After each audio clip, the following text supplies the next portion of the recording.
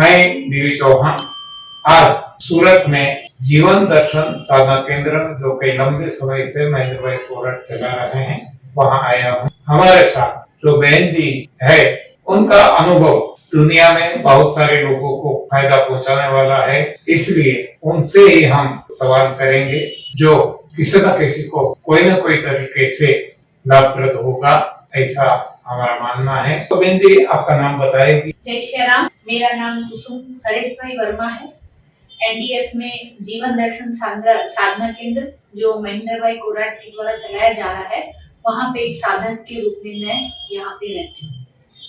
तो बहन जी आप कब से इस सेंटर से जुड़ी हुई है? ऐसे देखा जाए तो मैं 2013 से आपको फॉलो कर रही हूँ। आपकी जो पद्धति है उसको भी मैं फॉलो करती हूँ, पर उस हिसाब से नहीं थी। पर कुछ जीवन में ऐसे अनुभव हुए, उसके बाद में 2023 अक्टूबर में ये अप्रैल महीने से मैं साहिब से जुड़ी हूँ। तो कुछ कैसे कैसे अनुभव आपको हुए कि जो आपको और गहराई से एनडीएस से इसने जोड़ दिया? थोड़े सालों के पहले मेरे पैर में थोड़ा सा दर्द हो रहा था, थाइस के ऊपर।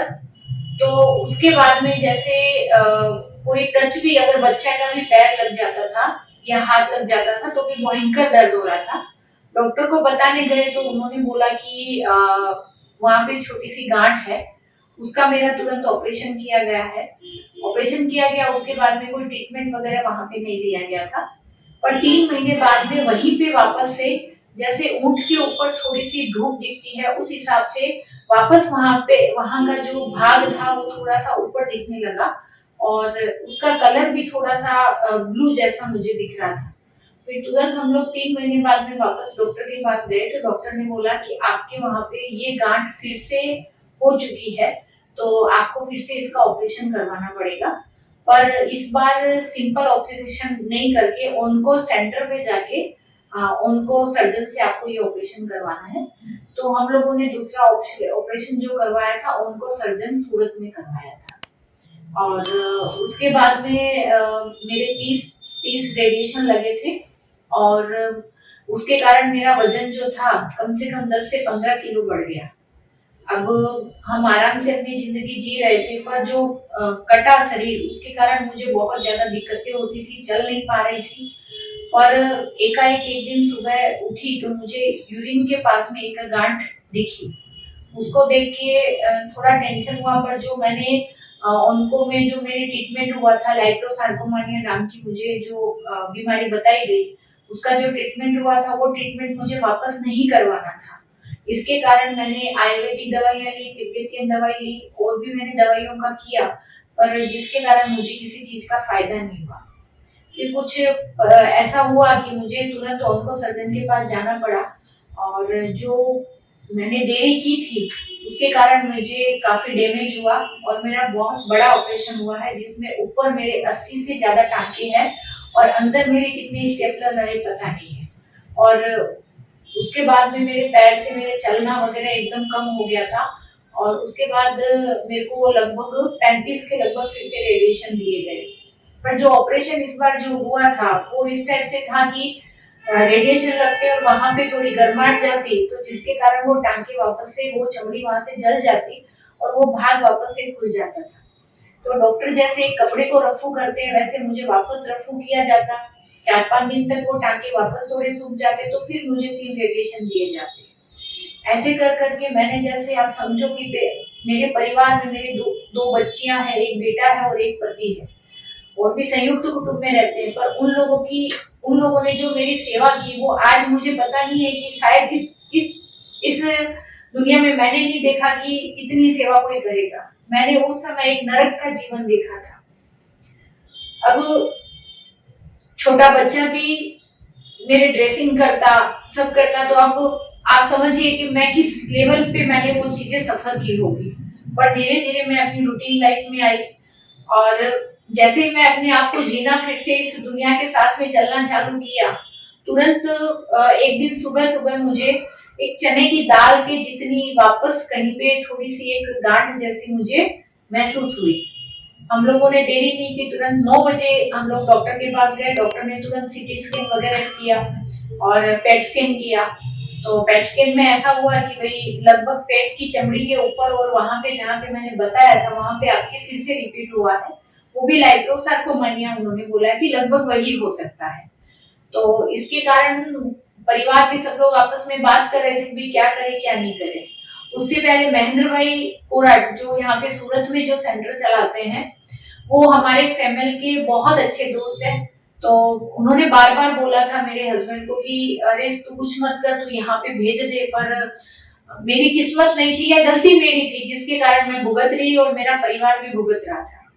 उसके बाद में मैं अप्रैल महीने की 1 तारीख के लगभग मैं सेंटर में आने का मैंने सोचा, क्योंकि जब मेरे वापस रिपोर्ट आया तो मेरे मुंह से कोई भगवान ने बुलाया होगा कि तानिया के पापा को, मेरे हस्बैंड को मैंने बोला कि आप बोलोगे तो मैं पानी भी नहीं पीऊंगी, और जो मैंने नरक की जिंदगी देखी थी वो जिंदगी मुझे वापस नहीं देखनी है। तो मेरे मुंह से जो शब्द निकले थे वो शब्द जैसे कोई भगवान ने बुलाए, और मैं तुरंत दूसरे दिन सुबह 10 बजे मेरी छोटी वाली बेटी दृष्टि मुझे यहाँ लेके आ गई और सर को बोला कि सर अब आपके हवाले है, आपको जो करना कीजिए, बाकी हॉस्पिटल हम लोग कोई नहीं लेके जाएंगे। और उसके बाद में मैं यहाँ पे आई, मैंने एनिमो किया, साहिब का लेक्चर अटेंड किया, और फिर यहाँ पे सब निर्जला निर्जला कुछ फास्टिंग वगैरह शब्द बोल रहे थे। तो मैंने यहाँ पे जो दीदी बैठते हैं महेंद्र भाई के वाइफ, उनसे बोला, मैंने कहा ये किस चीज की बातें कर रहे हैं? तो बोले बहन जी यहाँ पे फास्ट इस पद्धति में सबसे ज्यादा निर्जला जो व्रत किया जाता है वही काम करता है उस दिन, और आपका जो है उसमें निर्जला ही ज्यादा काम करेगा। तो उसके बाद में मैंने कंटिन्यू 15 निर्जला व्रत किए, जिसके अंदर आप लेंगे कि छठे 7वें दिन जैसे मैं वॉशरूम में गई नहाने के लिए, तो एकाएक वो जो गांठ थी वो ऑटोमेटिक निकल गई और निकल के वो गिर गई। और उसके बाद में आप देखिए मेरा ये जो रेडिएशन वगैरह हुए थे या फिर जो भी मेरे को थेरेपी हुई, उसके कारण मेरा वजन 112 किलो से ऊपर चला गया था। तो डेली का मेरा 2.5 किलो वजन जाता था, और कंटिन्यू 15 दिन तक मैंने जैसे उपवास किए, निर्जला किए, उसके बाद में उपवास करना, कभी एक टाइम पे कुछ भी, शाम को कुछ भी होता तो खा लेती थी, पर अनाज उसमें और पका हुआ कुछ भी नहीं खाती थी।